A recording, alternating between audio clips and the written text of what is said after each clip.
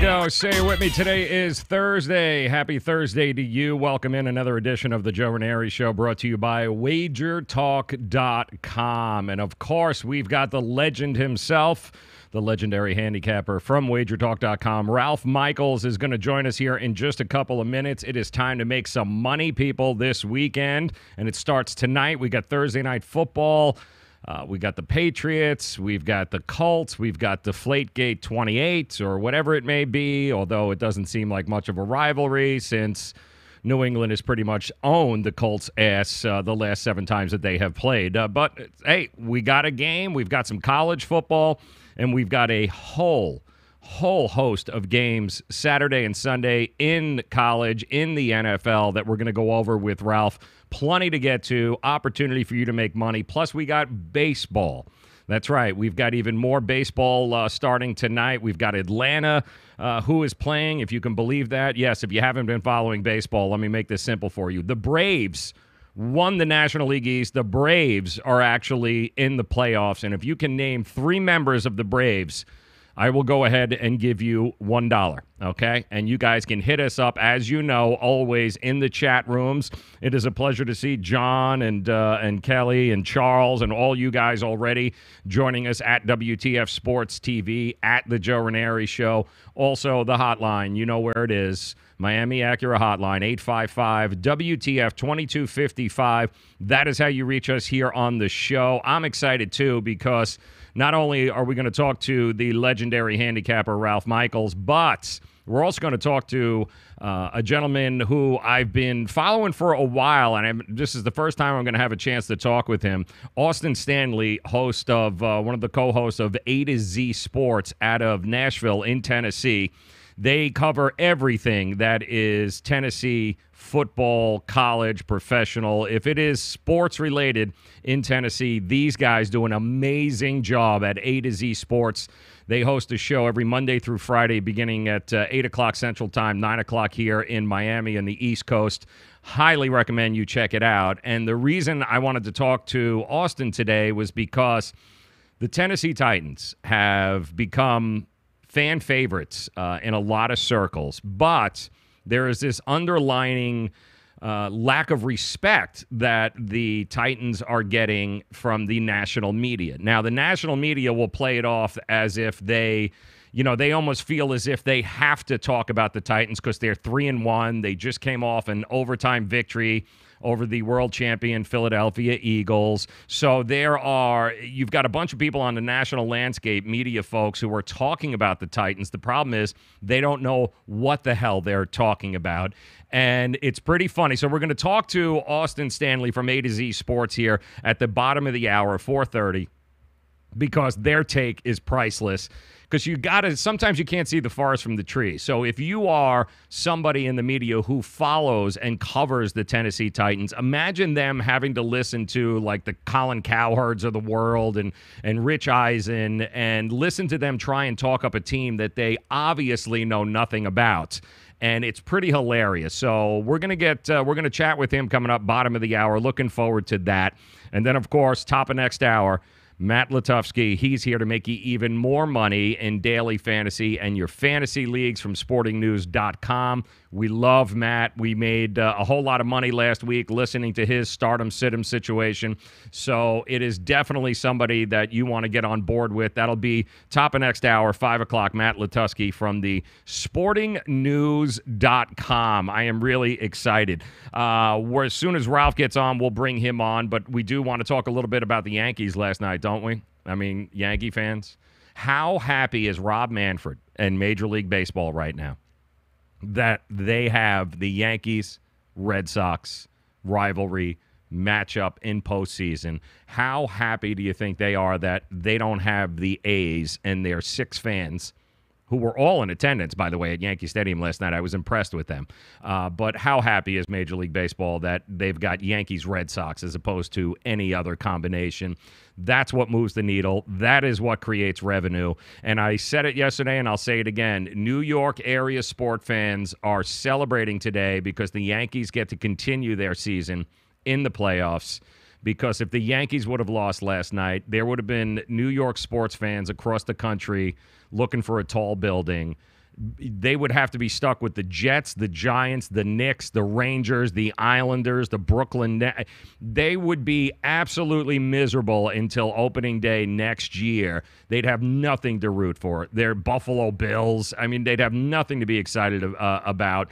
But now they have something to be excited about because they get to take on the Red Sox. And it was fitting. Judge, Stanton. That was Stanton's first playoff game. It's hard to believe that because he was stuck here in Miami for all those years, but it's hard to believe that was Giancarlo's very first playoff experience last night. Hit the bomb. That was great. Judge, the bullpen. Severino was the right call.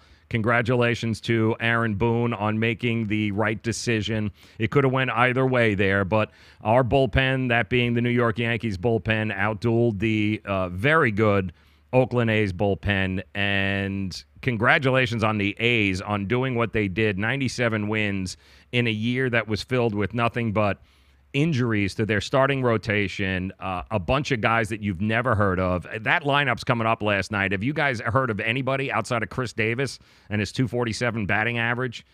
What they did there, Billy Beane continues to do Moneyball. That is the future of baseball. We've talked about it. Analytics, here we are. Bye-bye, Buck Showalter. Bye-bye, Paul Molitor, Mike Scioscia. Your days are gone with. There is no more, managing with your gut. Now it's picking up the phone and whatever the general manager and the analytics people say is going to be the starting lineup, that is going to be the starting lineup. That is baseball from here on out, whether we like it or we don't like it. But hats off to the Yankees. Looking forward to even more playoff baseball tonight with the Atlanta Braves going to be on tap. And then we've got Dodger baseball. We got the Colorado Rockies. We've got the Astros, Indy. We got so much going on.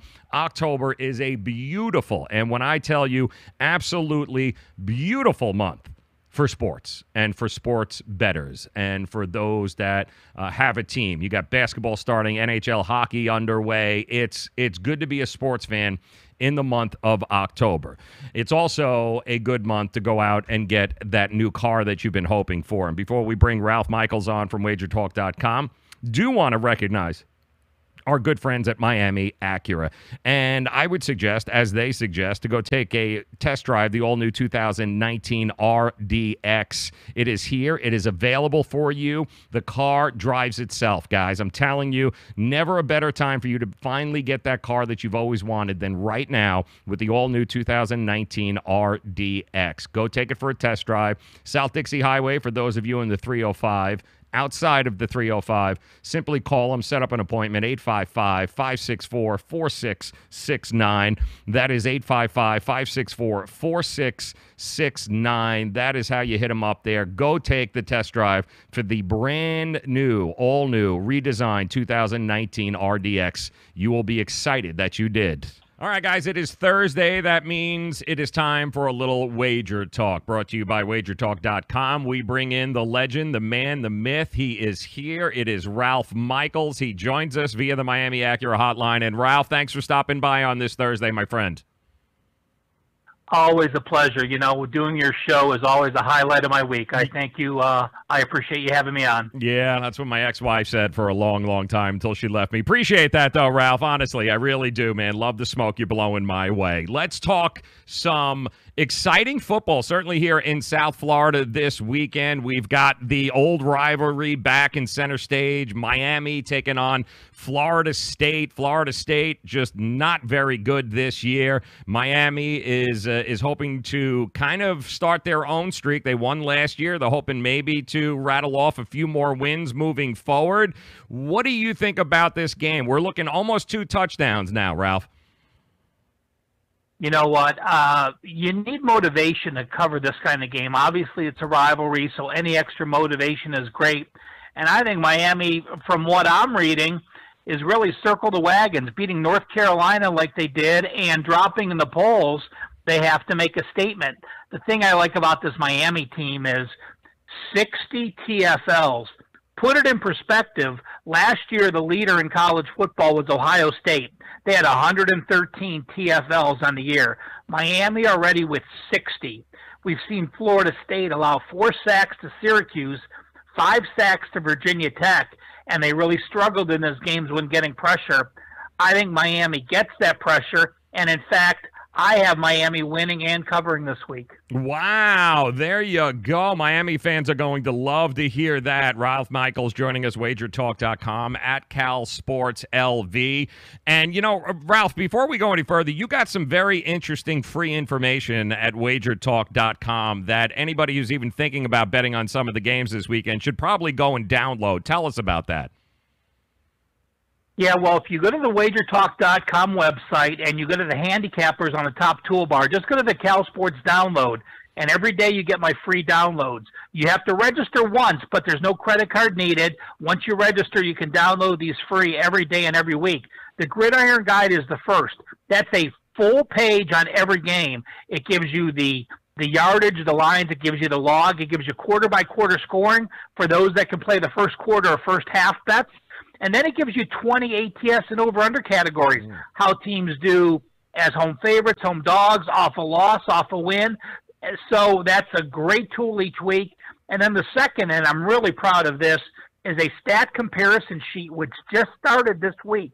And you can look at every game, and it has my offense, defense, and special teams ratings.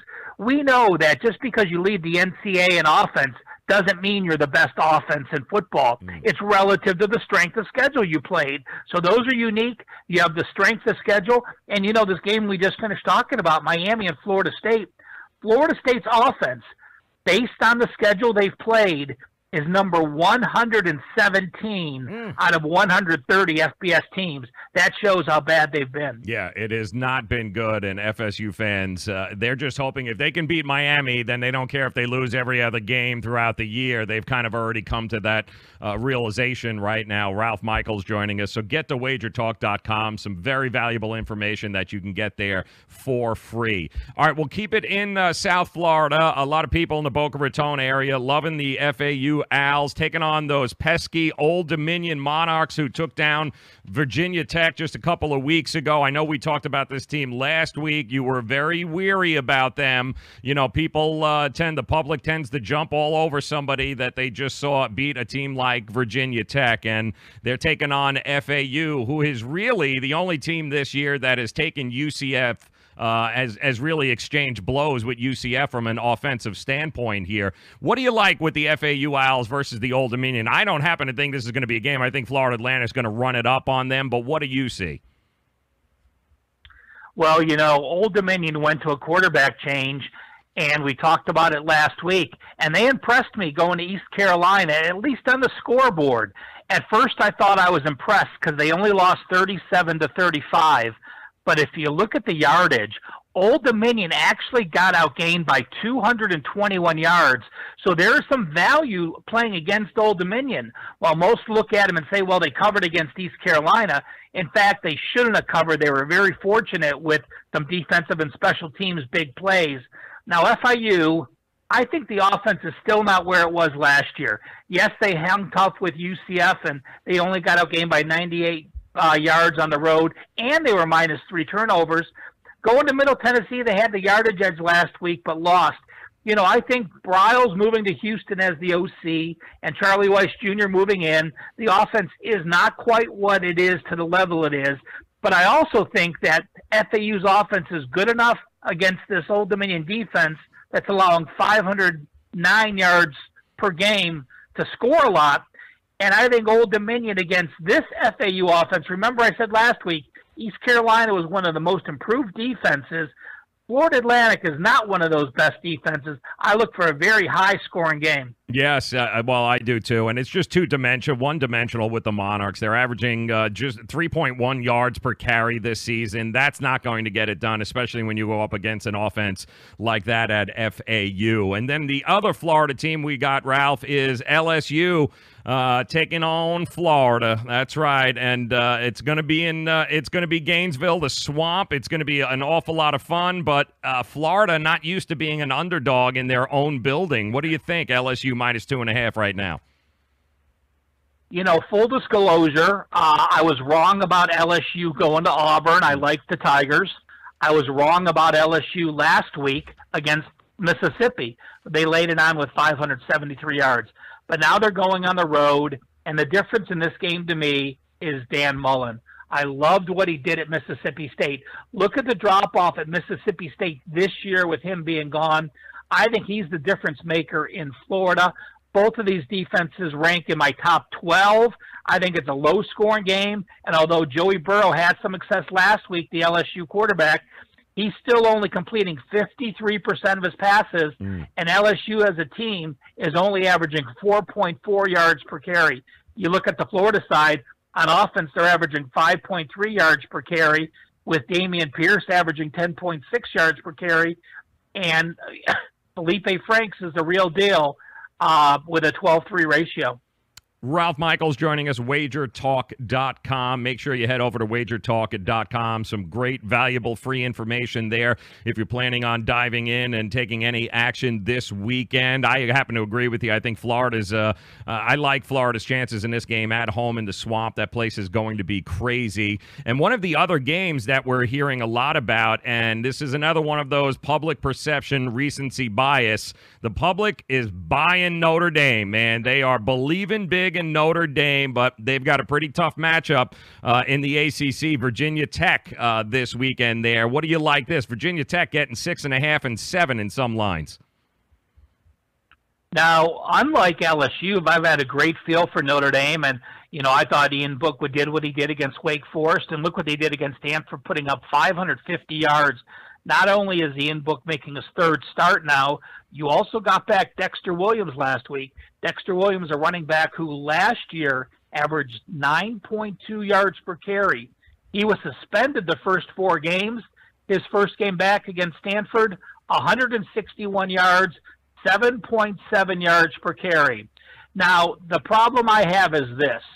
The Irish already are talking about, we're going to be favored in this game. We're going to be favored in this game. We're going to be favored in this game. We run the table. We have to get to the championship. Those players are thinking that exact same scenario. I think this is the trap game of the week. You have a Bud Foster defense that's playing well in lieu of one game. They had one bad game against Old Dominion, and Old Dominion had gone to a quarterback they didn't prep for, so they weren't quite ready. But you look at Virginia Tech as a home dog. In their last 51 non-conference games, Virginia Tech is 48-3 straight up. Only one loss in 51 non-conference games was by over a touchdown, and that one loss was to the number 1 ranked Ohio State Buckeyes, who had revenge for losing as a double-digit favorite at home the year before. I think Bud Foster slows it down. I think Virginia Tech's a very live home dog and a good chance to pull the upset. Love that. And I got to mention this, too. I got to bring this up because I know we had talked about this game last week. California had the late game against Oregon, and then they turned the ball over 5 times, and then that was the end of that. I actually do like California. They are heading over to one of the most disappointing teams in the Pac-12. Kevin Sumlin, Arizona, watched that game, too, and was just completely disappointed in them and their performance last week, too. You've got California as a slight favorite in this game. Arizona at home. What do you like in here? What do you don't like about California and Arizona? Well, I love the way Justin Wilcox has this team going. And remember, the Bears had 18 starters back this year. So you had a team that was decent last year, just missed bowl eligibility, and they've shown they're very capable of doing what they can do is win games. And Arizona, obviously there's an issue with Khalil Tate. We don't know what that is. Khalil Tate jumped on the scene last year, mid-year through the year, rushed for 1,400 yards and 9.2 yards per carry as their quarterback. 1,400 yards in 7 games last year. That's 200 yards a game. This year, he has 70 yards rushing in 5 games. So either Sumlin is a complete fool and doesn't want to run him, or obviously I think there's an injury where Tate can't run. Well, when you have Arizona and a very mediocre team and a quarterback who is supposed to be a dual-threat quarterback and can only complete 53% of his passes, he's not the guy you want back there in the situation. I favor California. Yeah, I agree with you there 100%. Ralph Michaels joining us, wagertalk.com, at Cal Sports LV. All right, let's transition. NFL game tonight, Thursday Night Football. Colts Patriots. I'm not even sure we can call this a rivalry anymore, Ralph. I'm pretty sure it's not a rivalry. Means you have a chance of, winning some of the games in the past, but I think we're going on a 7-0 streak now for the New England Patriots against this team. But with no T.Y. Hilton, no Marlon Mack, no Jack Doyle for the Colts, we do have a rejuvenated and what appears to be a very healthy Andrew Luck. And if you're going to lay 10 points, double digits in this game, be wary with a healthy Andrew Luck. How do you see it? Agree with that thought. And, this is a game that I'm not playing for my customers. But if I had to pick a side, I would think I would lean with the Patriots. I think we see that last week they were a different offense. You have to remember that 2 weeks ago when they went to Detroit and lost that game on Sunday night or Monday night, whatever it was, they only had 3 wide receivers on the roster. I mean, they line up with 4 receivers sometimes and then need a backup. They only had 3 wide receivers. They now have a few people back and healthy. Andrew Luck is 0-5 against Bill Belichick. And an amazing stat I tweeted out earlier, Andrew Luck's career quarterback rating is 87.7. We know Belichick can come up with defenses that stymies rookies, but he's come up with defenses that have also stymied Andrew Luck in the past.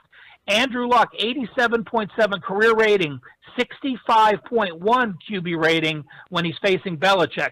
So he's really struggled. One note I will say, though, Andrew Luck has been money off a loss. They are off that loss to Houston. It is tough playing overtime and traveling on a short week to Thursday, but Luck is 23-6 against the spread off a loss, including 8-0 straight up, 7-1 ATS his last 8 games. Yeah, well, that's a pretty impressive. That's a pretty impressive number there. Ralph Michaels joining us. Ralph, one of these other games that I'm looking at on the board this weekend, and this line makes no sense to me, and I'm hoping you can shed some light. The Denver Broncos traveling to New York. I get the whole West Coast team coming to the East Coast, but why are the Jets a -1 favorite, even though they're at home here? I don't see it. What do you think about this? Is this one of those double take games here that we're looking at? Well, I think people just feel Denver's in a letdown spot, having played Kansas City and losing in last minute to Mahomes like they did. But I agree with you. Although I actually give 2 or 3 points to the New York Jets because of the situation. Denver off an East Coast trip to Baltimore, coming back to face your division rivals on Monday night, and going back to the East Coast is very difficult.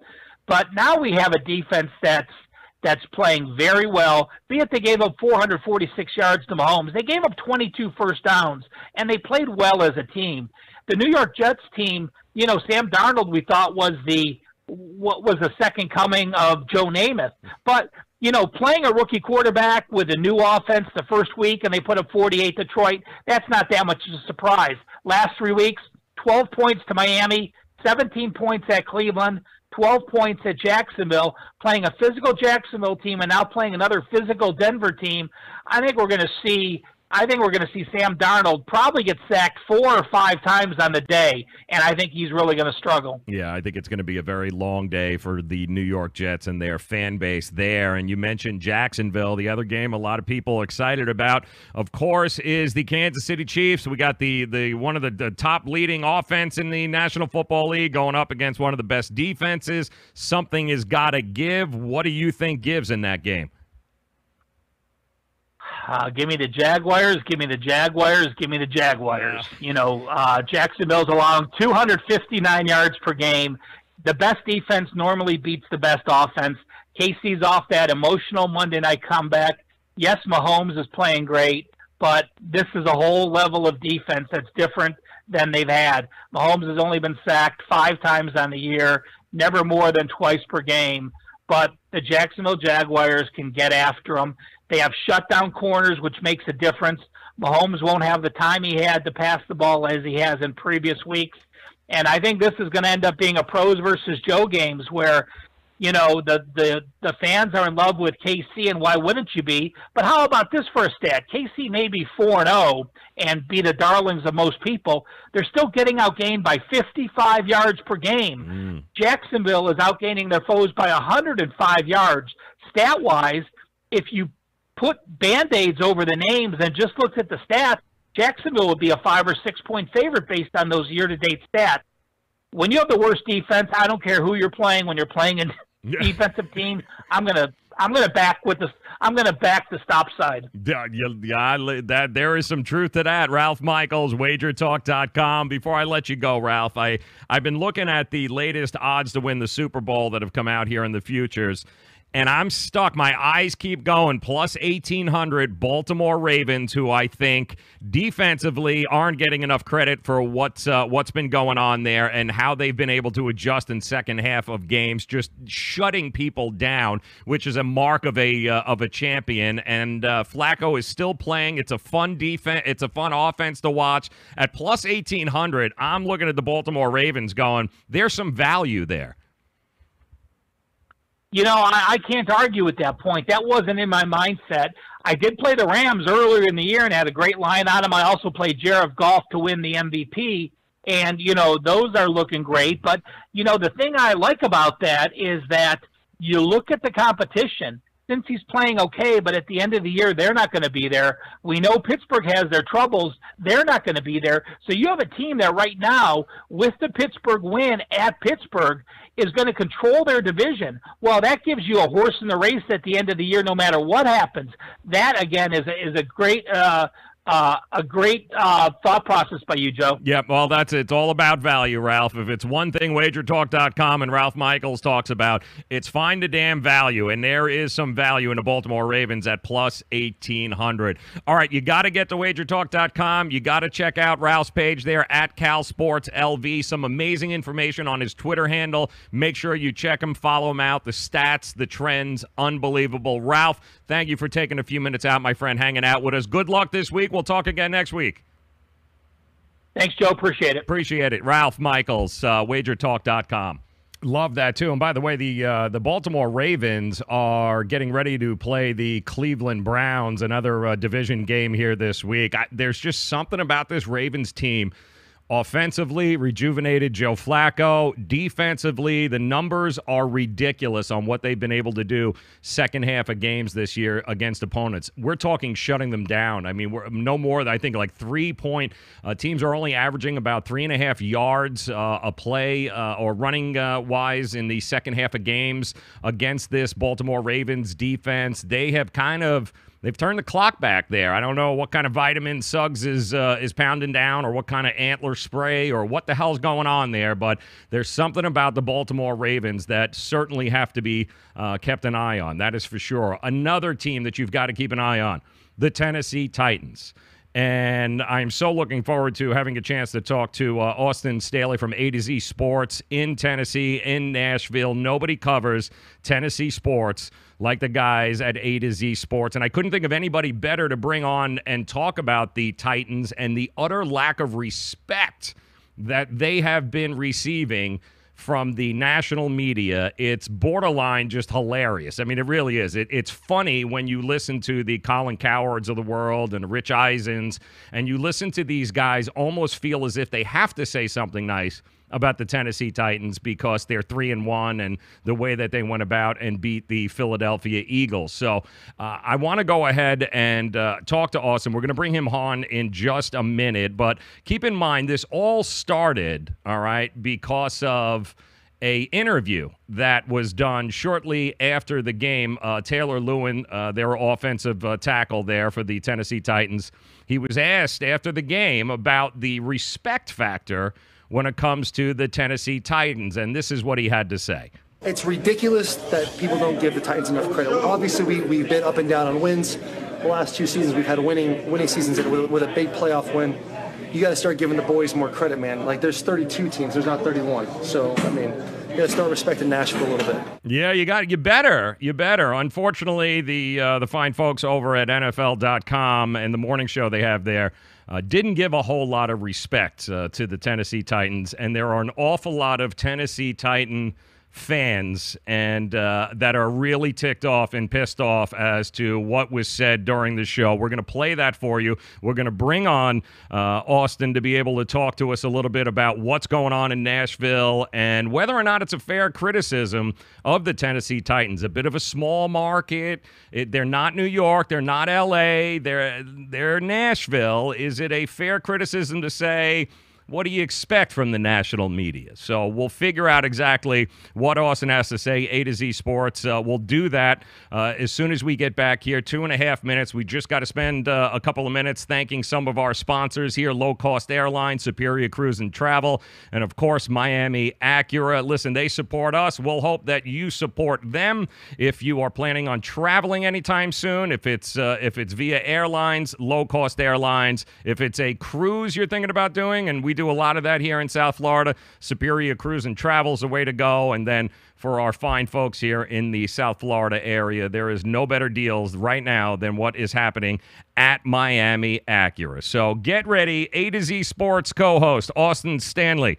He's going to join us. We're going to talk a little Titans football. That's coming up 2.5 minutes. Dish TV is better than cable TV. Why? Because you can save 45% on packages compared to your high-priced cable bill. Wow. Take those giant scissors out and cut the cable and save with Dish TV. Plus, you get a free DVR upgrade to record your favorite shows and free installation. And with Dish Anywhere, you can watch TV for free on your mobile device. Act fast. You can save hundreds of dollars. Does your cable company do that for you? I don't think so. Get all the best TV programming at your fingertips at a fraction of the price of cable TV. So say adios, arrivederci, goodbye to the high cable bill and save up to 45% on Dish TV packages today. These are limited time offers and can change at any time. Call fast. 800-293-0328. 800-293-0328. 800-293-0328. That's 800-293-0328. Do you use the expensive blue or yellow pills to charge your sex life? Are you thinking about it? What if we can promise you the same results for less than $3 a pill? If you're paying $20 a pill for the other pills, you're getting taken to the cleaners. Our pills deliver the exact same results for less than $3. You'll save more than $16 a pill for the same results. And right now, radio callers will get 44 blue or yellow pills for $120 with free discreet shipping. You can save more than $700 off pharmacy prices. Charge your sex life now and save a ton of money. Call now and get your 44 pills and save over $700 and qualify for free shipping. Stop overpaying and call right now. 800-764-9168. 800-764-9168. 800-764-9168. That's 800-764-9168. Greece is cheap. But the airfare costs a fortune. Paris? Not much closer, and again, airfare... What about Puerto Vallarta? Let's face it, flying anywhere is just too expensive. Wait, what's this? Low-cost airlines. With one call to low-cost airlines, you'll drastically slash your travel costs. We're talking insanely low airline prices to any of your favorite destinations. Where would you like to go? London, Rome, Costa Rica, Australia? Wow, that's cheap. So why wait? Call now to learn how crazy cheap it is to fly anywhere in the U.S. or international. Our prices are so low, we can't publish them. The only way to get them is to call to instantly hear the most amazing best deals on airline travel. It's that easy. So call now and start packing. 800-761-1427. 800-761-1427. 800-761-1427. That's 800-761-1427. Get ready to talk sports. It's the Say It With Me podcast. Now here's your host, Joe Raineri. Happy Thursday to you. Tomorrow on the show, the always fun Bill Connolly, SB Nation, when it comes to numbers, statistics, power rankings. If you want to make some money, this is a guy that you got to listen to in college sports. Bill Connolly, he's going to join us 4 o'clock tomorrow on the show. Always a good time talking to him. Nobody knows college football like Bill does. And just a whole bunch of nuggets of information you're going to pull out, and everyone loves a good nugget here and there. But the nuggets that he throws out each and every time we talk to him is going to make you a few bucks if you're planning on looking at any of the games, and plenty of great games and rivalry games over the weekend. So he'll be on the show tomorrow. But first, I'm looking so forward to talking to Austin Staley, A to Z Sports on Facebook and Twitter, live show from Nashville. These guys cover Tennessee sports better than anybody when I tell you. 8 o'clock Central, 9 o'clock Eastern time in the morning. These guys put on a show well worth heading over to Facebook, head over to Twitter, check out the live show, check out the replays. Really cool stuff, and I couldn't think of anybody better to talk about the utter lack of respect that the Tennessee Titans are getting on a national stage with the likes of a Rich Eisen and the NFL Network, for instance, and, you know, Colin Cowherd, the national guys who feel they almost have to say something nice about the Tennessee Titans because they took down the defending world champion, their Philadelphia Eagles, in just amazing fashion, by the way. Just cojones to the floor here, people. And they did it. They won. And now these national guys find themselves in a situation where they have to say something nice and they don't know what to say. And I think it's hilarious. And maybe the one thing that has Tennessee Titan fans really like a bad rash right now, like on the inner thigh, like if you guys have ever gone to a park of any sort, if you ever gone to an amusement park and you got to walk all day, like here in South Florida, we do this in Disney where you got to bring some powder because you get that rash going on and you're like, oh my God, it's the most annoying thing in the world. Well, there's a lot of Tennessee Titan fans who have that rash going right now from something that happened this morning on the NFL Network's morning show they have there.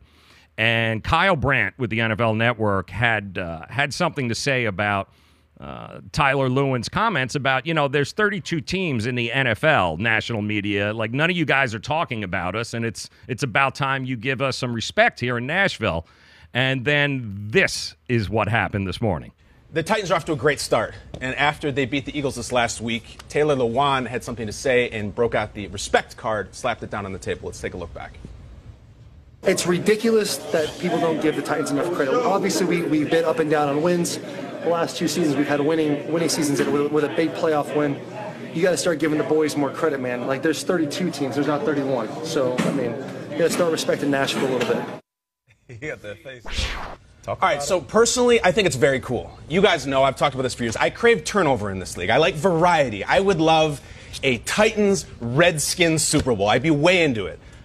But nationally, Taylor, you're right. There are not 31 teams. It's about 27, 26 to 27. Here we go. Personally, Okay. I like it. But nationally, they think you're an offensive lineman on a team that they don't care about in a city they've never been to, whose identity they view as churning out redneck music and being Kansas City's barbecue understudy. What? They think your quarterback never says anything. Your teammates aren't winning them any fantasy titles or fantasy leagues. They think you got hammered by the Patriots and then tried to fix things by signing a bunch of Patriots castoffs, including your head coach. They think it was way more interesting that the Chiefs lost that playoff game than you won it. They believe half the people in your stadium are still wearing Eddie George and Chris Johnson jerseys. Half the people in America still think Jeff Fisher is your head coach. They ask, how could you want respect nationally when you're the 3rd most popular team in your own state behind a losing college team and a hockey team? They think your team name itself is WWE, your uniforms are USFL, and your For the Boys mantra is scraped from the downvoted muck of a Barstool comment section.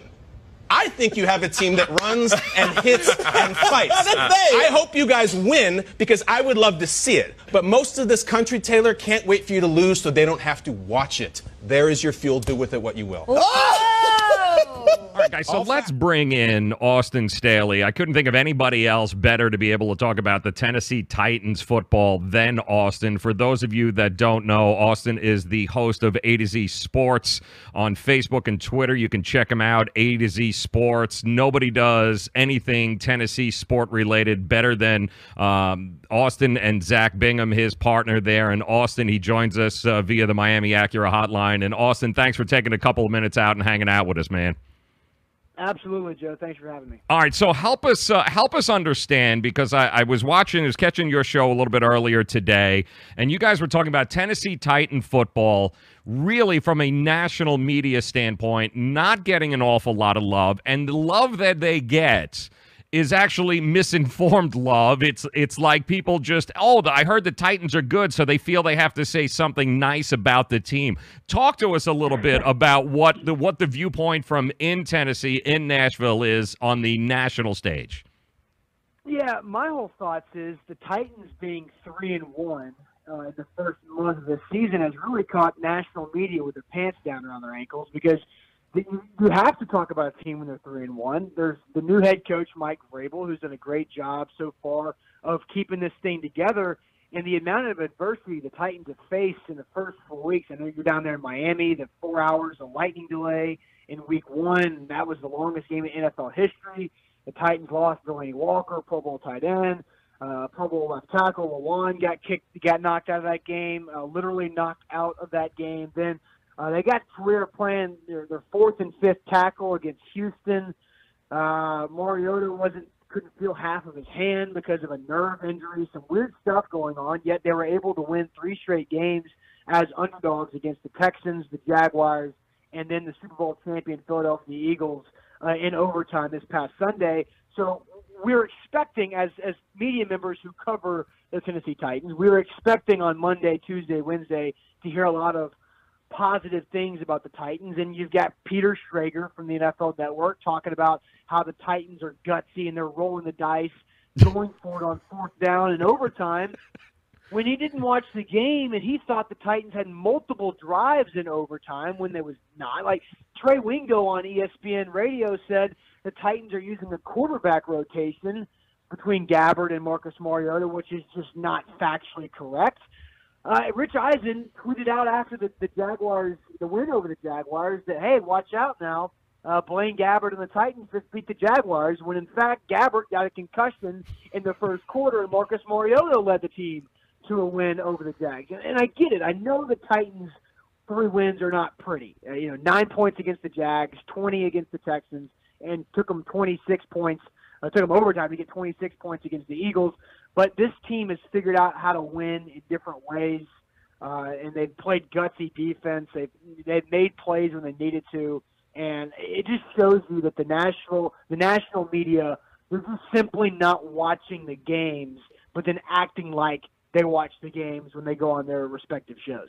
It's the worst bandwagon fanism I think I've ever seen. Austin Stanley joining us at A to Z Sports. Nobody covers Tennessee sports better than these guys do. So make sure that you check them out. But across the board, you guys are so right. Whenever you look on Twitter or you watch these clips or you go on TV and you got these national guys, it's almost as if they feel, Austin, they have to say something nice about the Tennessee Titans because, oh, yeah, by the way, they ended up beating the defending Super Bowl champions Philadelphia Eagles in the way that they did. So They almost feel like they have to be complimentary about it.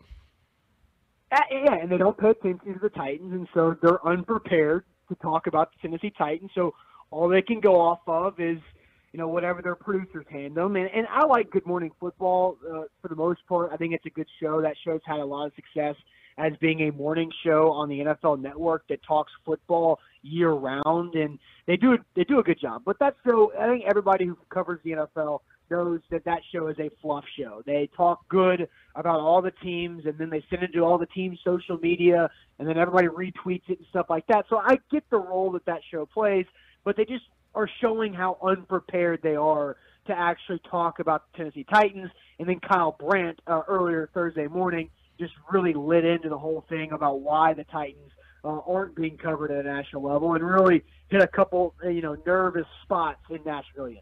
Well, and it's true, and we just showed the clip here, but Tyler Lewin, offensive lineman, a very well-paid offensive lineman for the Tennessee Titans, kind of went on national TV, after the game in his locker room and kind of blasted everyone and said, you guys got to understand, there's 32 teams. There's not 31 teams. There's 32 teams in the NFL, and you guys aren't talking about us, and we should be getting a little bit more love. And then, of course, Kyle Brandt went on that, there's not 32 teams. There's actually 26. And is it a fair criticism, Austin, to say that, listen, you guys are Nashville, all right? You're not Miami. You're not New York. You're not L.A. You're not going to, you're not going to make the needle move, so to speak. Is that a fair criticism of the Tennessee Titans?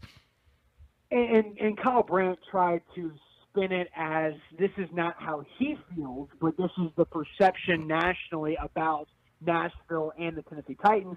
And I do think he's right about the perception of Nashville, but that's not what Nashville is. Like the tourists that come into Nashville is insane. It's the #1 bachelorette destination in the country. And believe me, my brother lives downtown, and it's like pedal taverns and bachelorette parties, from Monday when you wake up just until you get to the next Monday. It's a nonstop thing. Nashville's nightlife is taking off.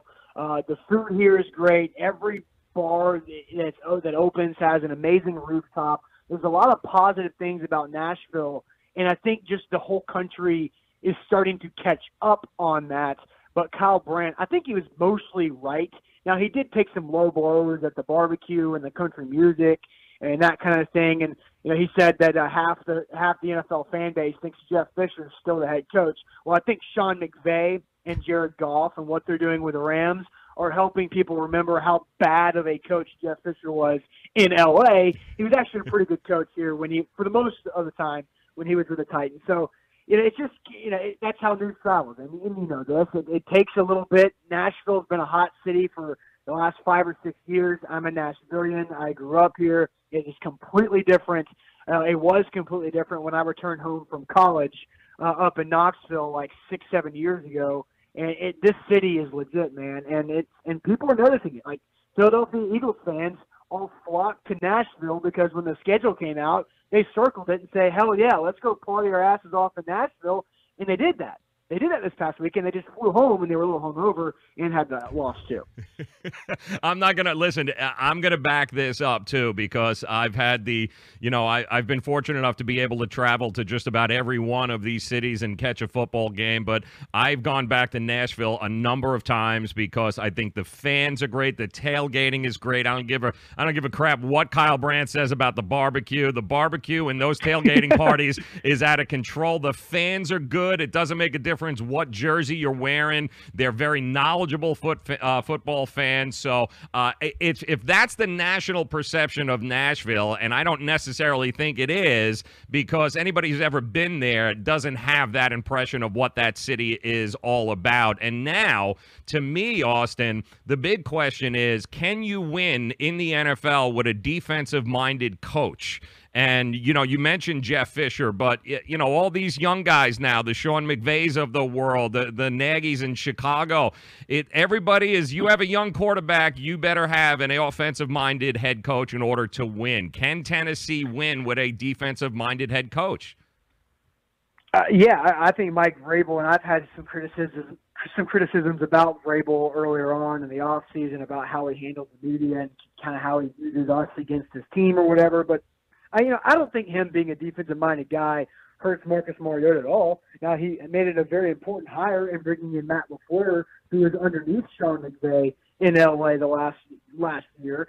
So it's not necessarily about Vrabel. Vrabel, people have talked about, would be a better head coach than he was a coordinator in the NFL. He's just that natural leader, and so he's willing to do whatever it takes to win a football game, whether that's Derrick Henry out of the Wildcat or fake punts, touchdown passes, or whatever it is. He's willing to do that. And I think Matt LaFleur, from what we've seen so far, and really this is only based off the Eagles game because Mariota was actually shown that he was healthy enough to throw the ball 30-plus yards down the field with his nerve injury. I think Matt LaFleur is the guy for Marcus Mariota to really take Mariota to the next level. And I think as long as LaFleur is here, Mariota will be fine. It's just how quickly does LaFleur get head coaching looks because he works well with Marcus Mariota. That's kind of what Titans fans are saying, like, in 2 years, LaFleur is going to be the head coach of, Team X. Well, if that happens, then good. That means the Titans' offense has been really successful the last 2 years. So I definitely think they can win with Vrabel and LaFleur. And don't forget, Dean Pease has this defense playing lights out right now, too. So the Titans' best football is ahead of them. after all the crazy adversity that they saw in the first month of the year. Austin Stanley joining us, A to Z Sports. Make sure you check him out. Live show, 8 o'clock Central, is it? 9 o'clock Eastern time that you guys go live on Facebook and Twitter? Yeah, that's right. Okay, so 8 o'clock Central, 9 o'clock here in Miami. You guys got to check it out. I mean, if you care anything about sports in Tennessee, college, professional, nobody covers it better than these guys do. You got trap game written all over you this weekend, my friend. I hate to say it. I don't want to bring it up, but the reality is this has got trap written all over it. Well, Joe, I said yesterday in a video, we did a live video after Titans practice where we went and talked to some players in the locker room and heard Mike Vrabel and Mariota talk after practice. And I think I told Titans fans to thank the Minnesota Vikings because the Minnesota Vikings laid a complete egg against the Bills a couple weeks ago, and now the Titans are very aware of what could possibly happen by not taking an opponent seriously. And Mike Vrabel, honestly is not going to allow a team to do anything like that. And this team last year lost 2 back-to-back games out on the West Coast to Arizona and San Francisco and towards the end of the year, and they know that they can't just overlook anybody. So I don't expect the Titans to fall into a trap game scenario here. I expect them to come out and to try to play hard and to work on getting better at things they need to improve to build on the win from the Eagles in the last 3 wins. And you, what is the thing that worries you the most, Austin, moving forward here? Is it the health of Mariota? Is it the offensive line? What is it that you're looking at these practices and at these games, keeping a very close eye on that'll tell you whether or not this team is for real? Well, I think Mariota's hand is okay. I mean, he threw a lot of really pretty deep passes against the Eagles last week, which was good for everybody to see that he has the ability to make those throws with his hand not having complete feeling in it yet, which is crazy to think about, but he was effective on Sunday. I'm looking at Derrick Henry in the running game. Can they get him going at all? He has not been good whatsoever this year, and every week that he's talked to the media, he's made sure to say how disappointed he is with his own play. So can Derrick Henry get going? It's tough because the Bills have a good run defense this week, but they got to get the run game going. And then is Malcolm Butler going to give up a deep touchdown pass every week? Because right now he's 3 of 4. Can he still 75 yards, 4, 39 yards, and then 56 yards this past weekend to Jordan Matthews? So is Malcolm Butler going to be able to not give up the big play on a consistent basis? Because right now that answer is no. Are the fans in Tennessee there in Nashville, are the fans believers yet? Because I can tell you here in Miami, they were great prior to last week, and now the sky is falling. Adam Gase has got to be fired. Tannehill's the worst quarterback that ever lived. It was just blow the whole team up, sell it, do whatever you have to do. What kind of feeling is it in Nashville right now with this team? Are they starting to believe? Oh, the fans are all in. The fans are all in on Mike Vrabel. They've got nicknames for Vrabel that I can't say on the air. For the stones that he showed by going for 4th down 7 times, and they got the "For the Boys" mantra that Taylor Lewan and Will Compton in the locker room kind of crafted together. And the fans are all in on this. Everybody's making T-shirts for the boys and Mariota T-shirts and all this. So right now it's pretty good from the fan base in Nashville. Everybody was kind of upset at the amount of Eagles fans that were in the stadium on Sunday, but that was a big payday for a lot of Titans season ticket holders, but that's a different discussion. It's going to be fun. Listen, you guys got a lot to be excited about. It's a good time to be in Nashville. It's a good time to be a Titans fan, and would also be a great time for you to be able to check out A to Z Sports, Facebook and Twitter. Catch the live broadcast every Monday through Friday. They've got hits from Tennessee camp. You want to know what's going on with the Titans? These are the guys to catch. Make sure you visit them on Twitter and Facebook at A to Z Sports. That's the place. It's right there on the screen. You guys can check them out. Austin Staley. Man, I appreciate you spending some time with us, man, shedding some light on what's happening in Nashville. It's a great story this year. Big Vrabel fan. I'm a big Mariota fan. I wish you guys nothing but the best. I'm a Jet fan, so I'm going to be in misery for the next couple of years anyway. But listen, best of luck to you. Love the show, man, and look forward to doing this again soon. Absolutely. Thanks, Joe. You got it. Austin Stanley, there it is, A to Z Sports. Definitely a show that you guys got to check out. It's awesome. 8 o'clock Central, 9 o'clock Eastern time. These guys do an amazing job covering the sports teams in Tennessee. And listen, it's an exciting time. They got the Predators getting going right now, but the Tennessee Titans are no joke. They still have to follow Tennessee football, unfortunately, the UT there, but that's all right. They'll get over that. But the Titans are for real, and a lot of people are starting to support them, not just in Nashville, but outside of Nashville.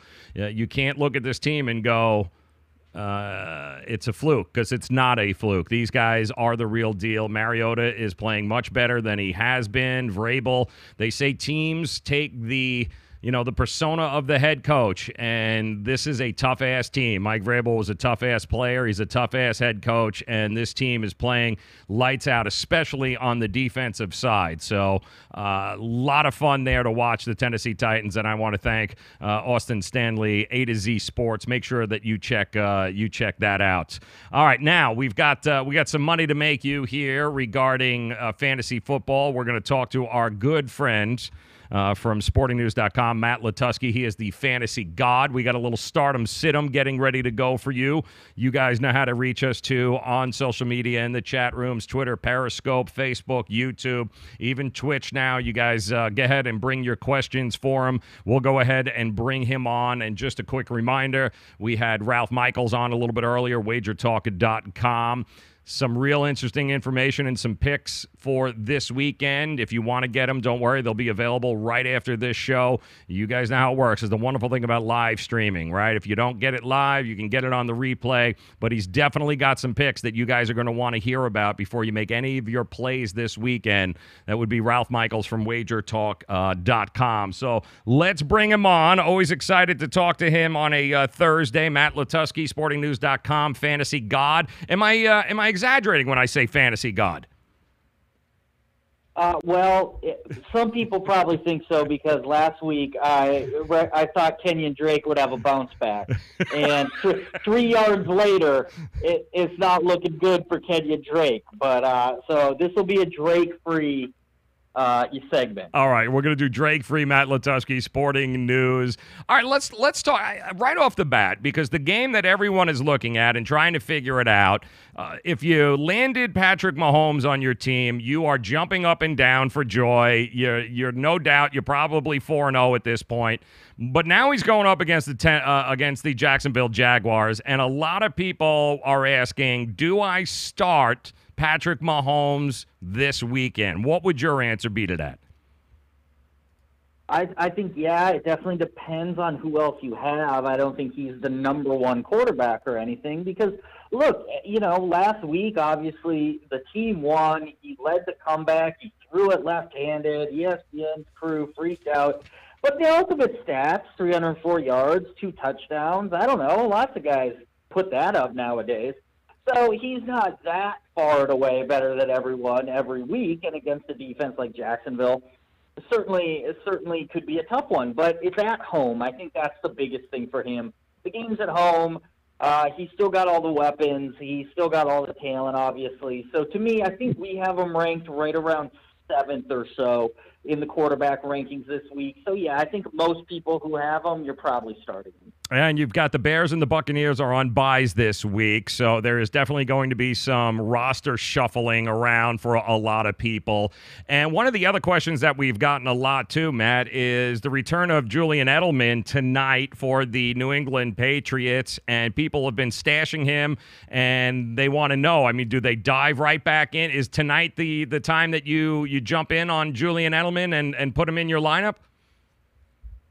I think so, especially in PPR leagues. I think you do. Obviously, we don't know. The Patriots passing game this year has been a total, mind bender. With people thought Hogan would really have a good start to the season. He's been almost a no-show, except for some kind of garbage time touchdowns against the Jags in week 2 of all teams. Josh Gordon didn't do much last week. Played 18 to 81 snaps. Is he going to play more? If Gronk is out, how does that change things? There's so many questions with that team, so many variables, but it seems like the one constant through the years is that when Julian Edelman plays, Tom Brady Brady looks for him, especially on those 3rd and 4s in the slot. He gets 5. I think the catches are going to be there for sure. Whether or not he gets a lot of yards, a lot of touchdowns, that was always tough with Edelman. I mean, I think one thing to remember about him, though, he's 32, and he's not just suspended. He's coming off a torn ACL. So there's a lot of mystery surrounding him. But I don't know. I mean, if I had him, I'd push him in my lineup, wide receiver 3 tonight, especially in PPR, and just hope he racks up those catches. Is there we're being asked, is there a kind of a must start tonight in tonight's game? Is there anybody that you're looking at going, if you got him, you've got to play him? Are we going to see a follow-up show to the running game for the New England Patriots? Who do you like? Josh Gordon? Is there anybody? I think must start, is Brady, and I think it's James White. Michelle, I don't think it's a must start, but James White, again, certainly in PPR, I think is a must start. Brady loves him. If Gronk's active, must start. Gordon's not a must start. Edelman's not a must start.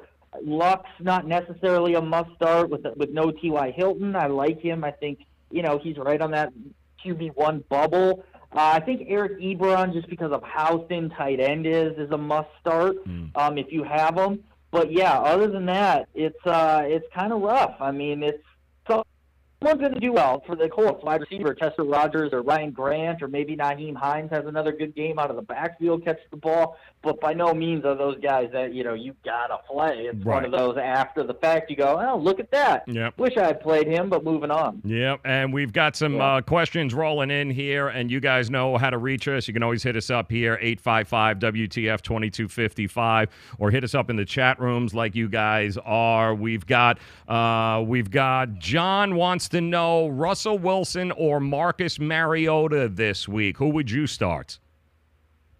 Man, that's tough. I mean, obviously Wilson was the guy he drafted much higher. And Mariota really hasn't done much, showed up last week there late, looked good. I think Wilson does have a lot of garbage time potential. I think you always like him at home. I kind of like Mariota, though, in that matchup better. I could see the Bills' run game getting going, which is a worry, but I still just like that matchup so much better for Mariota. And I think they're both kind of low-ceiling players this week. So I would take Mariota, who I think has a little bit higher floor. Interesting. Okay. Another quarterback question coming in. Andrew Luck tonight or Patrick Mahomes versus Jacksonville? Yeah, there I'm going Mahomes. It might be a little bit different if T.Y. Hilton was healthy, but since he's not and the Colts are so banged up, I think Luck, again, another good garbage time potential situation for him to rack up some cheap yards late. But I still think you got to go Mahomes there. And we've got, let's see who we got here. We've got Michael wants to know, half PPR, need 2. John Brown, Taywan Taylor, Josh Gordon, or Alshon Jeffrey? I think Jeffrey's a guy you play. Obviously, the Vikings are coming off that game last week where every Rams wide receiver went off on them. So I think he's good. I mean, he's going to be up and down because that's Alshon Jeffrey. But I'm still good with him. And then John Brown I like, too. Great start to the year. They're throwing the ball deep. He's making those big plays again.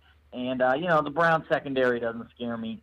So I like those guys this week. All right, very good there. We've got Matt Lutovsky, sportingnews.com, joining us here. Stardom Situm Fantasy, trying to make you a little bit of money this week, or at least kind of redeem yourself after he offered Kenyon Drake a number of times on the show last week, but I won't say anything there. Let's go PPR flex here. I've got a couple of choices from Adam. Wants to know Devin Funchess, Sammy Watkins, Giovanni Bernard, or Matt Breida.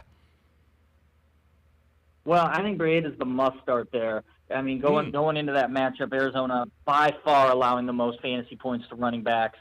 Look, he increased his snap share last week, his workload share. Alfred Morris still around. He's still getting some goal line sort of playing time, but Breida's just explosive. You give that guy the ball, he's averaging like 8 yards a touch. So I'm a big fan of him. And then, the number 2 guy on that list, I think is probably Funchess. Not a great matchup, but I do like coming off a bye. I'm assuming Greg Olsen will be out again. Funchess usually steps up, sees more looks when Greg Olsen is out. And what do you think about the Cincinnati running back situation? Joe Mixon is scheduled to come back. I think they said he's going to play. Giovanni Bernard is still nursing the whole knee thing. Do you risk it with either one of those, or do you look for other options? I mean, I think it might come down to if only one is active, right? If Mm. only one's active, then you like the other one. And the way it's looking right now, Mixon might be more likely to play than Bernard. So that's a real situation. If they're both active and they're both gimpy, then you might just want to pull back and see what happens, because that's not a good situation for either. But, we have Mixon ranked higher. I think if he's active, he's going to be the more dominant guy in the backfield most weeks. Yeah, well, he certainly is, and I know there's a couple of interesting road teams and players on these teams. You got Denver traveling East Coast, going to the New York Jets, and you do have Tennessee on the road heading up to Buffalo. And we've gotten a whole bunch of stacking questions on whether or not it's a smart move to stack some of the players on these road teams going into Buffalo and into MetLife Stadium. No, I mean, I think Tennessee, like I said, I think they'll have a good game. I think this is the week Derrick Henry gets off the schneid. This might be my Kenyon Drake moment of this segment, saying Derrick Henry's going to get going this week. But I'm going to go for it. I'm going to stand by it. I actually think you can play both those Titans backs this week. I really like them. Corey Davis has established himself, too, as a guy you're going to play every week. So I don't mind Tennessee. They don't scare me, but the Broncos do. And it's funny because the Jets just gave up 200-yard receivers to Jacksonville, and those guys aren't as good as Demaryius Thomas and Emmanuel Sanders. So, and Denver's got good running backs, and they're playing well. So there's reason to feel good about their players. But, we all know the narrative, Monday night hangover, tough loss, west to east, early afternoon game. I think Denver's players might do okay for fantasy purposes, but just Denver as a team, I don't know. I don't know about that game. So that one's way more worrisome. And I definitely, like in DFS contests, I wouldn't want to stack too many Broncos. I'd probably take it easy, let someone else sort of take that risk, and find some different plays elsewhere. We've got a interesting question coming in from a betting standpoint. One of the prop bets tonight wants to know if you think Josh Gordon, if I play Josh Gordon, under 3.5 receptions or over 3.5 receptions. What do you think? Ooh, that's rough. I mean, the prop game isn't necessarily, it's kind of entirely my thing, but not, specifically my thing. But I think 3.5, you look at what he did last week, he caught 2, had 1 called back, so almost 3 catches. You figure he plays a few more snaps. That might come down to whether or not Gronk plays, but I think the safe bet on that one is the under. And how about a tough matchup? Well, I guess Sean Lee is out, but Deshaun Watson, we did get a bunch of questions surrounding him. Is he considered one of those tier 1 quarterbacks, one of those must-start situations, taking on the Dallas Cowboys? Yeah, I think so, because, look, I describe Watson as a real-life fantasy football player. Like, they have no running game. It reminds me a lot of Russell Wilson. They could run back in the day, but maybe Russell Wilson from last year or the year before, where he has a bad line, no running game, and just runs around and shuts it and, makes plays and gets yards. And even if the team loses at the end of the game, you go, man, Watson put up numbers, man. And he's got receivers. Sounds like Will Fuller's going to play. Obviously, Hopkins, he made a one-game star out of Kiki Cutie last week. So I think they got something there. I think Watson's fine. Cowboys have been decent defensively, but, Matt Stafford got him for a bunch of yards, a couple touchdowns last week. And I think Watson's going to get him at home in a primetime game, too. We got another quarterback question coming in, and this is a tough one. I don't even know where to go with this. Kirk Cousins taking on Philadelphia or Matthew Stafford taking on Green Bay? Yeah, that's a classic flip a coin. Yeah. There's too many good quarterbacks. Everyone should be in a 2-quarterback lead now because there's too many of them, and you could just play both. I mean, we have Cousins, I believe, a little bit higher. Obviously, the matchup looks tougher on paper. He's on the road. So for those reasons, Stafford might be the higher floor guy. And, if you're just looking for that safe, high floor point, I think there's a good case to be made for Stafford. But I don't know. I just think that Vikings offense is really good. And obviously what happened in Buffalo, or against Buffalo, still has people spooked about them. But I just think they're good. And I think those receivers are so good. And, matchup proof, obviously, is too strong because we've seen them falter against a bad defense, but I feel pretty confident in that Vikings passing game and receiving game. This is a tough one, too, because we got to run on quarterback questions here. But Derek Carr taking on the Chargers, and then you've got Andy Dalton taking on Miami at home. Derek Carr is on the road, but it's not as if he hasn't been chucking it all over the field here. So would you go with Andy Dalton or Derek Carr? Yeah, and I mean, does that even count as a road game when you go to LA to play the Chargers in front of 30,000 people? I don't even know if that really counts for Derek Carr. So I like Carr a little bit there. I think both have the same sort of potential and upside. We know the yards have been there for Carr this year, and he's throwing it, and the touchdowns haven't quite been there yet. But I feel like they're gonna follow. That game kind of has shootout potential. Everyone's focused on Falcons Steelers for obvious reasons for shootout potential. That's sort of the quiet late afternoon sort of shootout to watch, I think. And you can just imagine you're sitting around watching Red Zone or you're watching your game, Eagles-Vikings, and let's go to L.A. where Martavis Bryant just had an 80-yard touchdown, and you're like, what? He's on a team still? That just strikes me as the stupid game, the stupid late afternoon game this week, where there's going to be some dumb stats put up. I kind of like Carr there. I think so, too. I think you're absolutely correct there. Matt Lutovsky, sportingnews.com. Stardom, sit 'em here, trying to make you a little bit of money this weekend. All right, a couple more. This one's a tight end question. Want to know whether or not they should go with Eric Ebron tonight or Jared Cook this weekend. Yeah, one of the rare person who has two good tight ends. I mean, I'd be looking to trade one of those because there's someone in your league who's starting Red Ellison or Austin Hooper this week. Who could use one of those two guys. Exactly. I think with T.Y. Hilton out, Ebron's the number one target on that team. And, the narrative with the Pats is always, hey, Bill Belichick schemes to take away the top option. I don't know if Eric Ebron's the top offensive option on the Colts, but perhaps the Pats will do that. Try to limit him. I don't know, but I would still take my chances with him because the targets have been there. We saw a couple weeks ago when the Colts were in a garbage time situation and Luck was just dumping to him at the end of the game. I wouldn't be surprised if something like that happened again this week. So I would take my chances with Ebron. Cook never had two good games in a row. It might be physically impossible for him to do that. So even though I do think that's going to be a stupid day, but I certainly could see him producing.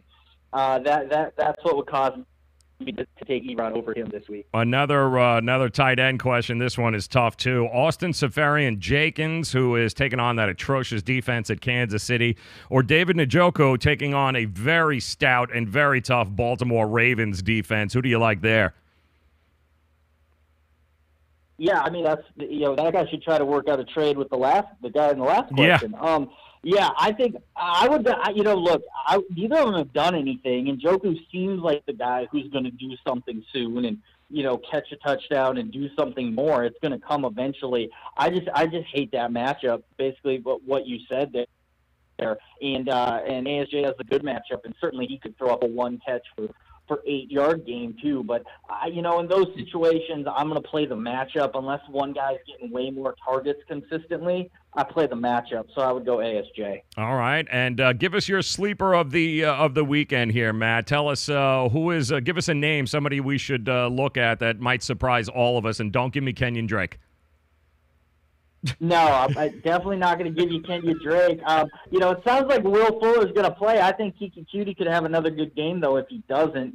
So that, that's a guy to watch. Another guy I like, Sterling Shepard at this point, not really a sleeper, but the Panthers have struggled against number 2 wide receivers the last couple weeks. I think this is the week Aaron Jones takes off for Green Bay and really solidifies himself as their number 1 back. A couple guys like that sort of in the middle. I mean, man, if you want to go deep, one of those Redskins receivers, I got Josh Doxson just because I think Crowder will be in the slot. He won't be covered by Lattimore. I think Marshawn Lattimore is most likely to cover Paul Richardson. Saints give up the most fantasy points to wide receivers. I think this could be the week Doxson finally shows up. And one more, just because the Packers, all 3 of their starting wide receivers are hurt and questionable. Marquez Valdez-Scantling is a guy who could do something big this week. But, God help you if you're starting Marquez Valdez-Scantling this week. Yeah, exactly. At that point, maybe you ought to just sit a week down, just throw up the white flag. All right, Matt Lutovsky, sportingnews.com. You want to check him out. Follow him on Twitter, Lutovsky. Some amazing stats come out each and every week. His numbers and his articles are spot on, so definitely check him out. Matt Lutovsky, sportingnews.com. Matt, pleasure, my friend. Enjoy the weekend, enjoy the games, and we'll talk again next week. All right, sounds good. Thanks. All right, appreciate it. Matt Lutovsky, sportingnews.com there. We love Matt. We did I didn't listen to his Kenyon Drake pick last week. That's why I did that's what I did fairly well. So, really good stuff there. It's going to be there's a lot of really interesting matchups and trends that we'll go over on the show tomorrow. And there's a bit of a head scratcher here in a few of these situations. I think there's a lot of trap games this week. I think Baltimore and Cleveland, Baltimore and taking on the Cleveland Browns, who have done great against the spread. Baltimore has been undefeated against the spread. Something's going to give there. You have the Jaguars and the Chiefs. And then you have the Rams at the Seahawks, and nobody's giving the Seahawks any credit. Which one of those two teams will not be undefeated come Monday? So some really, really interesting matchups, and the trends are a bit of a head-scratcher this week. We'll talk all about that on the show tomorrow, not to mention Bill Connolly, SB Nation, will join us. You want to talk about the matrix and the numbers guru for college football. No, but if you have followed his power rankings, you are winning at over a 60% clip so far this year, if you understand how to read them, of course. But the guy has been spot on. Nobody does metrics like this guy does. He's going to join us on the show tomorrow. Bill Connolly, SB Nation. We're going to pick some winners for the college football slate on Saturday. Miami, Florida State. Miami's laying 13 points, taking on FSU. And, can Miami make it 2 in a row? Is FSU really as bad as they seem to be? It's a rivalry game. You can kind of take out some of those numbers, and especially when you're dealing with a team like Miami and Florida State, where you've got both rosters. These kids have all grown up playing against each other. They've known each other in the state of Florida. And for FSU, this is their national championship game. They realize that they're not exactly going to be making a college playoff push anytime soon, but if they can beat Miami in Miami, that pretty much is their championship. Whatever happens for the rest of the year won't quite matter to them. I can promise you on that. But it's going to be a brawl. 13 points. You listen to a professionals. We had Ralph Michaels on earlier from WagerTalk.com. Ralph says laid at 13 points. Take it. He thinks Miami all the way. He said the numbers are just way too much in favor for the University of Miami. So he's going to weigh the points. I don't know. The history of this rivalry has told us 3 points here, usually less than a touchdown at some point. But can Francois lead this offense? Can that offensive line get it together to stop that defensive front from the University of Miami? It's going to be crazy. We got Thuggy joining us there on YouTube. Thuggy, what's up, my man? Happy Thursday to you. Grady Ross also swinging by, hanging out with us here, Facebook Live on the show. Welcome to the family and the people just joining us here on Twitch. Thanks very much for dropping by, hanging out with us. Pleasure to see you guys. Thanks for making us a part of your Thursday. There's going to be some fun. We got a game tonight, too, as a matter of fact. If you guys don't know, Houston is taking on Tulsa tonight, a little college game. And this is going to be one of those fun college games tonight because Houston is one of the fastest offenses in the country. And Tulsa is also maybe second or third fastest behind them. A lot of speed on here. Houston's laying 18 points. The over-under is 70. All right, does that tell you there's not going to be a whole lot of defense played in this game tonight? The question to me really is, will they be able to hit the over at 70 points? And I believe it's in Houston, if I'm not mistaken. So there'll be a little bit of an advantage over there. I happen to like the I like the over in this game. If you can get it under 70, lock it in because there's not going to be a whole lot of defense played. The way these two offenses play, how fast they play, it could be 28-21 at the end of the first quarter. It's going to be one of those types of games. You might even hit the over at halftime in this game tonight, Houston versus Tulsa. So check that out. That's going to be fun. Yankees have announced J.A. Happ will be their starter against the Red Sox to open up the series tomorrow. Why J.A. Happ? Well, it makes 100%. It's a no-brainer here. J.A. Happ, 1.99 ERA against the Red Sox this season in 4 starts. And for his career, 2.98 ERA, 21 games, 20 starts, 3.27 ERA in 10 games at Fenway. So J.A. Happ is definitely the guy that you want on the mound going up against this team. He is fearless on the road. He's done very well against them in the past on the road in Fenway Park, which is not an easy place to play. So J.A. Happ will get the start going up against Chris Sale. And I know they're going to try to put David Price in the second game there because the last thing you want is David Price pitching at Yankee Stadium where his ERA is 432. So you don't want that. They'll get David Price in Fenway Park for game 2. And then Tanaka, I'm sure, will take the mound for the Yankees in that game. And looking at the recent, I don't know if you guys caught this, though, but they just released the latest betting lines for the World Series. And who would you think is the World Series favorite right now of the teams that are playing? You got the Rockies, Brewers, Yankees, Dodgers, Indians, Astros. Who of the teams that are remaining that are playing, who do you think is the favorite in Vegas to be able to win the World Series? Who would you guys throw out? Because I didn't see this. I didn't see this coming at all. Right now, the favorite. The top 2 are the Dodgers and the Astros. The Dodgers are 9-2. And for those of you that are newbies who don't understand the whole betting thing, that means basically $2 to win $9. That's what that means. You've got the Houston Astros 7-2, Dodgers 9-2, Red Sox 3-1. And then you start getting into the Yankees, Brewers, Cleveland 7-1, 8-1.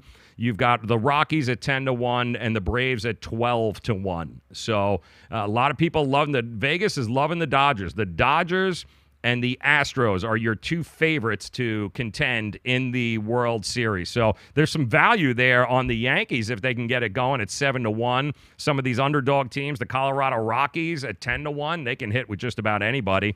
So it'll be fun to watch. We got some baseball tonight. Looking forward to that. I think, did we just start to? Is the Rockies and Brewers are getting ready, 2 of the hottest teams in Major League Baseball, certainly down the stretch. The Brewers are 20-7 since the start of September, and the Rockies are 20-10 in that same span. So you both have MVP candidates. You got Christian Yelich. Don't tell Marlins fans because they're still crying. And you've got Trevor Story and Nolan Arenado for the Colorado Rockies. These are MVP candidates this year. Amazing seasons. That's going to be a fun series. And then you've got, of course, it's hard for me to even believe, but you do have the Atlanta Braves that are playing for it to advance. The Braves taking on the Dodgers, and I don't even know what to say to that. The Braves do have some pitchers that have some really low ERAs. The Braves are going to be able to contend with their pitching staff, but the Dodgers are pretty stacked. So they were second in the majors in slugging by left-handed hitters and 5th in on-base percentage. They have 3 leading home run hitters. They're all lefties, Muncy, Bellinger, and Jock Peterson. And then they have Grandal, who's a switch hitter who can put it, 20 from each side. There's a lot of power on that Dodgers team. So the starting pitching for the Braves is certainly going to have their work cut out for them in that series. And they can throw some people at you. And then, of course, you've got to deal with, the lunatic there starting pitching for the Dodgers. They're no joke. There's a reason why they are 9-2 in Las Vegas right now. And then tonight, the question is, can the Indianapolis Colts and a healthy Andrew Luck minus just about every weapon he has, is it good enough to keep this score within 10 points?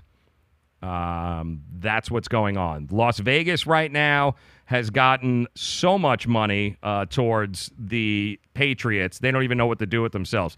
As of right now, the total on the game, 60% of the money is going on the over, and the over is 51 right now. But 67% of the tickets coming down is coming in on the New England Patriots. So a lot of money being placed down on the Patriots to be able to cover double digits tonight.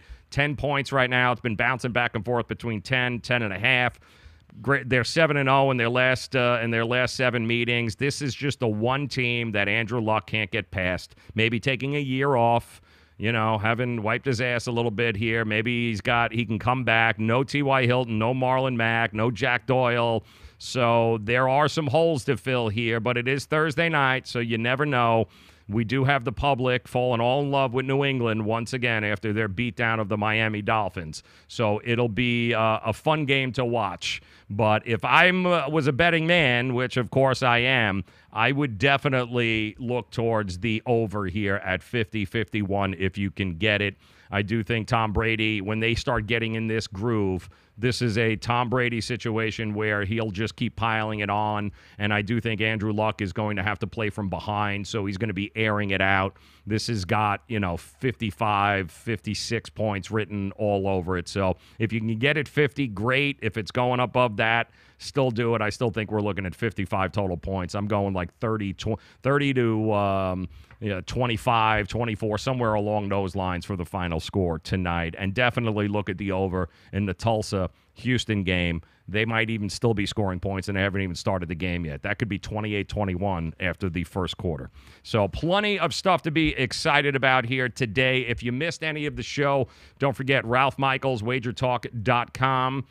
He stopped by, gave us a whole bunch of great information, his picks that he likes this weekend. You'll be able to see that. Also, make sure you check out Austin Stanley, A to Z Sports. He dropped by. The Titans are no joke, only they're not getting any love. He had some great information on what's happened in Tennessee right now with Mike Vrabel and Marcus Mariota. Some great stuff, some great information there. And then, of course, Matt Lutovsky, sportingnews.com, just joined us, doing a whole little stardom sit-em. If you're stuck in fantasy, don't worry. Just take this on the replay. Take a look at it again. Some really good information, especially on whether or not you should play Julian Edelman, who is back tonight. Gronkowski is set to play tonight. So here we go. New England Patriots getting healthy again, getting all their weapons back.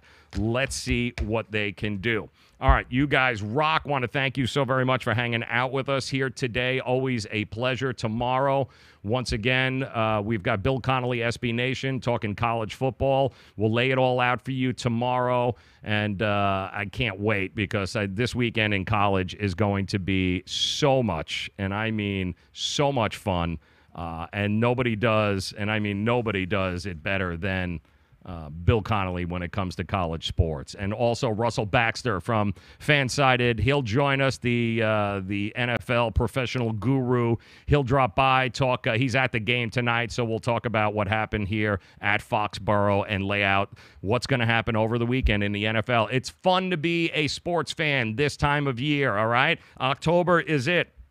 You get to dress up and be anything that you want, and you get to watch the NBA, NHL, Major League Baseball playoffs, World Series, college football, and you've got the NFL. It's a good time to be a sports fan. So on behalf of wagertalk.com, also Miami Acura, I want to thank you guys for making us a part of your day. We'll be back again tomorrow, 4 o'clock. We'll do it all over again. Come back and join us. Enjoy the games tonight. We'll talk again tomorrow.